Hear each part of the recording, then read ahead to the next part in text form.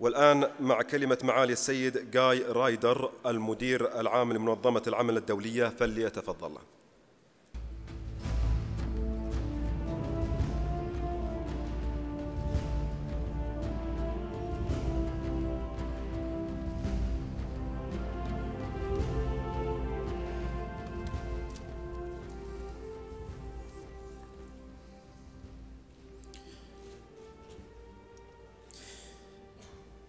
His Excellency Sabah Al-Khalid Al-Sabah, First Deputy Prime Minister and Foreign Minister of Kuwait, Her Excellency Madame Hind El-Subaye, Minister of Social Affairs and Labour and Minister of State for Planning and Development, His Excellency Dr. Ahmed Luqman, Director General of the Arab Labour Organization, His Excellency Ibrahim Al-Tawajiri, Assistant Secretary General of the Arab League, ministers, representatives of workers and employers, members of the diplomatic corps, representatives of international organizations, ladies and gentlemen.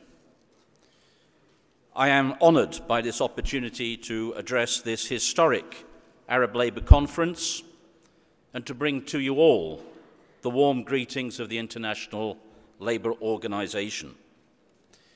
It is a particular pleasure to do so here in Kuwait, and I want to express sincere thanks to His Highness the Emir of the State of Kuwait for sponsoring this event, and appreciation to the government and the people of our host country for their warm hospitality.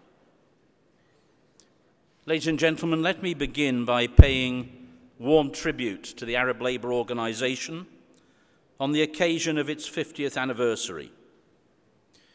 For 5 decades, the histories of our respective organizations, ALO and ILO, have been intertwined.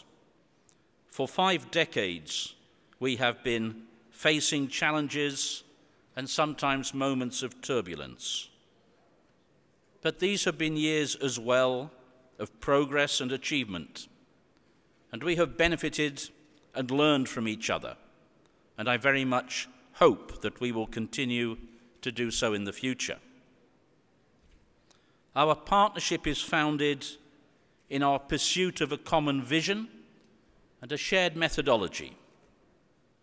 The preamble of the Arab Labour Charter adopted in 1965 states the commitment to the realization of social justice, just as the founders of the ILO did in 1919. And the same charter decided on tripartite representation of workers and employers as well as governments in the Arab Labour Organization that it created. This too in the image of the ILO. It is therefore fitting that 50 years on, my friend Dr. Ahmed Luqman has dedicated his last report as Director General to social dialogue. I want to congratulate him on a report which I regard as profound, important, courageous, and above all, necessary. It is a report which our circumstances require and which deserves the detailed consideration of this conference.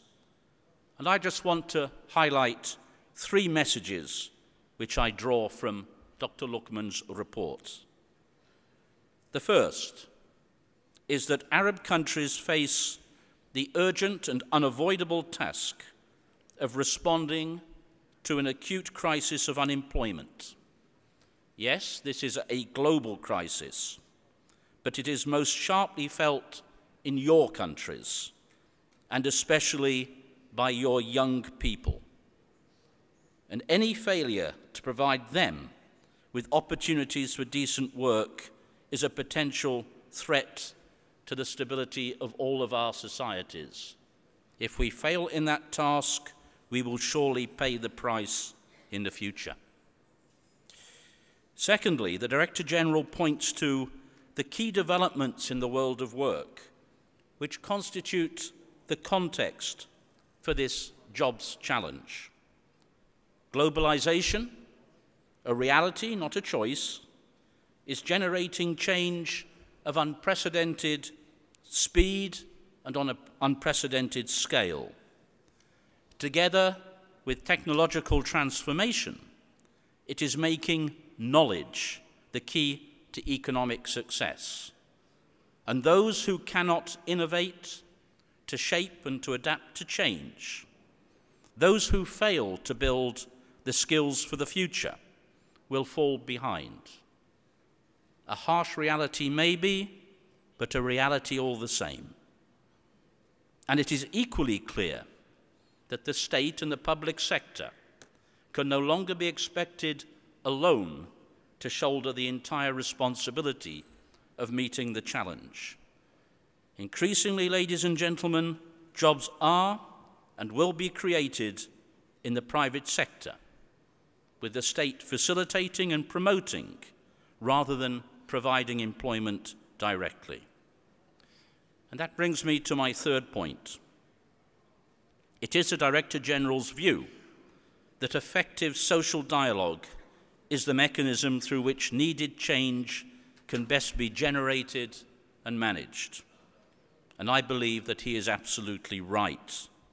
Such dialogue allows for balanced, practical, and fair solutions, and participation in it gives a feeling of ownership and acceptance, and so it brings stability too.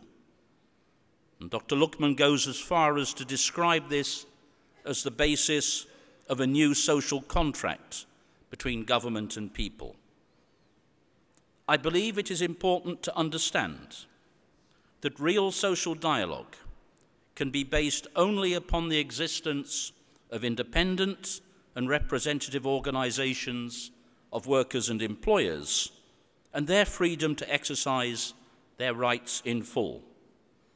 And the experience of many of the countries represented in this conference is testimony to the benefits that can flow from this free operation of tripartism, which is the spirit in which our organizations were both created.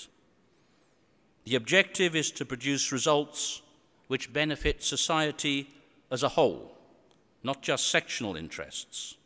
And so we need to be attentive to the voices of women, of migrant workers, in line with the ILO's agenda for fair migration.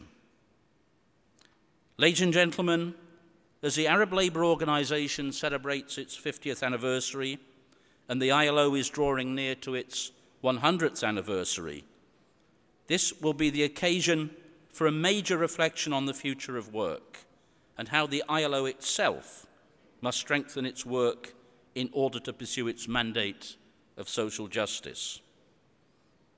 To do so, it must be particularly attentive to the situation of those who are most vulnerable and disadvantaged at work: informal workers, domestic employees, migrants, rural workers, and many more.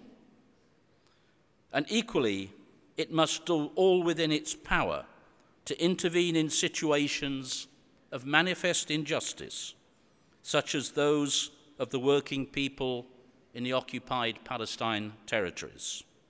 And that is why I have just sent an ILO mission to the territories as a basis for my report to the International Labour Conference in June, and why the ILO maintains its program of cooperation with Palestine.